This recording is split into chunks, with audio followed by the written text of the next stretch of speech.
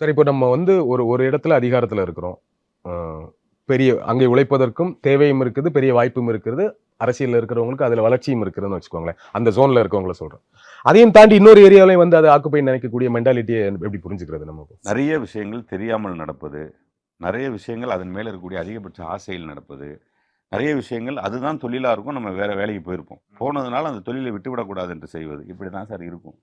But ஆனா என்ன பொறுத்தவரைக்கும் 2 கண்களும் முழித்திருக்கும் போதே தவறு நடக்குது சார். ஓகேங்களா? கொஞ்சம் லைட்டா வேண்டாம் அப்புறம் பார்த்துக்கலாம்ன்னு இந்த பக்கம் திரும்புனா தவறு மட்டும் தான் சார் நடக்கும். பட் சினிமா சார் நான் என்ன பண்ணுவேன், சினிமா வந்து ஒரு சவலப்பில்ல சார் அது. கலைங்கிறதே யாரு? பெருசா யோசிக்காதவன் இருக்கிற இடம் சார் அது. கலை மட்டும் தான். ரொம்ப எமோஷனல்ஸ் இருப்பான். படால் படால்னு முடிவு எடுக்கிறவன், திடீர்னு கோவப்படுறவன், அவன் பூரா சார் ஒரு பெரிய கோடீஸ்வரன் இருப்பான் சார். அவன் கடினமா வெவ்வேறு விதமான எண்ணங்களை போட்டு பணம் சம்பாதித்திருப்பான். ஆனா அவனுக்கு சினிமா இருக்கணும்னு இருக்கும். அங்கே மட்டும் குழந்தையா மாறிடுவான். ம், ம், ம்.